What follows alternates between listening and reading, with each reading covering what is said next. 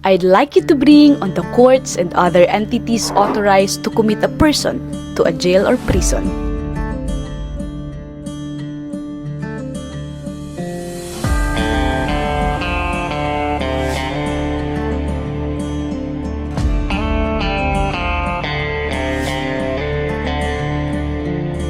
Ito ang mga ahensya o institusyon na authorized by the law na pwedeng makapag-order for the commitment of a person into a jail.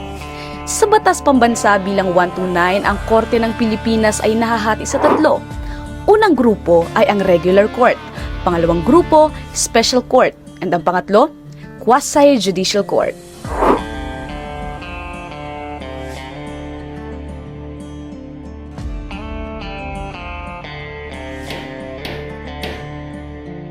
Sa regular court, nandito ang pinakamatataas na korte at ito ay ang tinatawag na Supreme Court. Lower to the Supreme Court would be Court of Appeal. Lower to the Court of Appeal would be the Regional Trial Court, Municipal Circuit Trial Courts, Municipal Trial Courts, and the Metropolitan Trial Agency. So what are the difference between the RTC, MCTC, MTC, and the Metropolitan? Ang Municipal Circuit Trial Courts and Municipal Trial Court ay magkapareha lamang. They are almost the same, and the differentiation is on the jurisdiction. Dahil kapag Municipal Circuit Trial Court, from the word circuit, ibig sabihin isang korte, ngunit maraming municipalities na hawak. The Municipality 1, 2, and 3, at may isang korte with the jurisdiction of the 3 municipalities ay ang tawag doon ay Municipal Circuit Trial Court. Kapag isang municipality at isang korte ay tatawagin nating Municipal Trial Court. In big charter cities like Cebu, may tinatawag tayong Metropolitan Trial Court.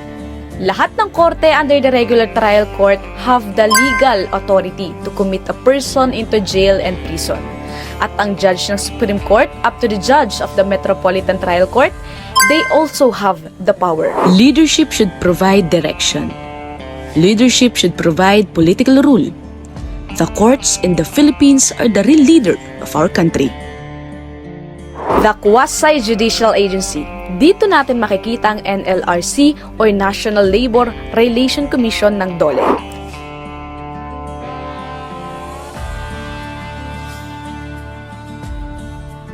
Nandito ang court martial.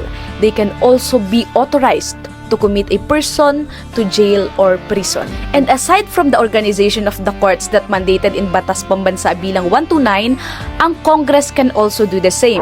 And lastly, all the administrative bodies are authorized as long as it is authorized by the law. And now, we have the special courts, quasi-judicial courts, and the Congress and the administrative bodies.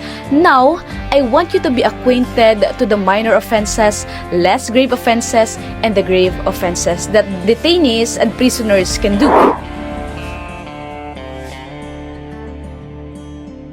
In minor offenses, I have 5 things to share that the inmates should not do. Selling or bartending. Rendering a personal service to fellow inmates like massage. Oops, hindi pwede yan. Untidy or dirty personal appearance. Littering or failing to maintain the cleanliness. So, ano nga ba ang littering? Yung nagtatapon ka ng mga basura, hindi mo naman nilalagay sa taong basurahan. You just throw it anywhere. Willful waste of food. And these are some of the minor offenses. Be acquainted, everyone.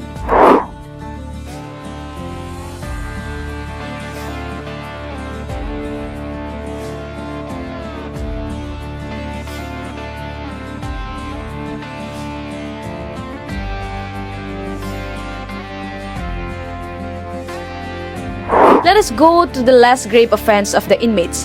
Failure to render assistance to an injured personnel or inmates.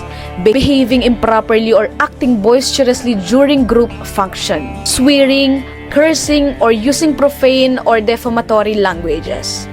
Spreading rumors or malicious intrigues. And these are some of the less grave offenses. Be acquainted, everyone. Let us go to the grave offenses of the inmate that should not do. Making untruthful statement in any official communication. Counseling keys or lock of places in the jail. Giving gifts, selling or bartending items with the jail personnel. Keeping in his or her possession money, jewelry, and other contrabanded. tattooing, it is considered to be a grave offense. Nagtattoo kayo or you allow somebody to be tattooed. Ikaw yung tattoo artist? Hindi pwede yan. And these are the grave offenses that can commit of any prisoner or inmates.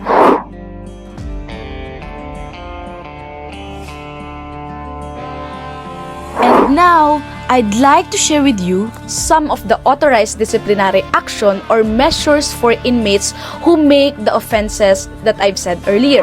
Number 1, temporary or permanent cancellation of all of some recreational privileges. So what is the meaning of this?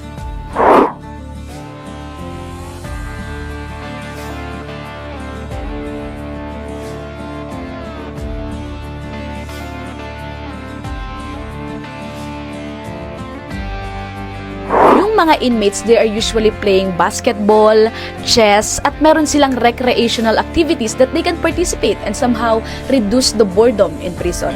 If in case yung inmate ay may na-violate na rules and regulation, he will be castrated, prevented. He will not be allowed to participate in any activities as a sort of punishment.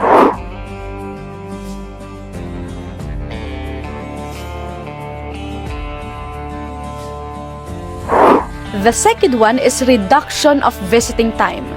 The third one is close confinement in a cell for period not exceeding 7 days, provided that this disciplinary action shall be imposed only in the case of an incorrigible inmates o yung mga sakit sa ulo na nakakulong. Ngunit, gagawin lamang natin ito kapag yung ibang disciplinary action ay nagiging ineffective na. And the last one, additional job function or community service within the jail premises.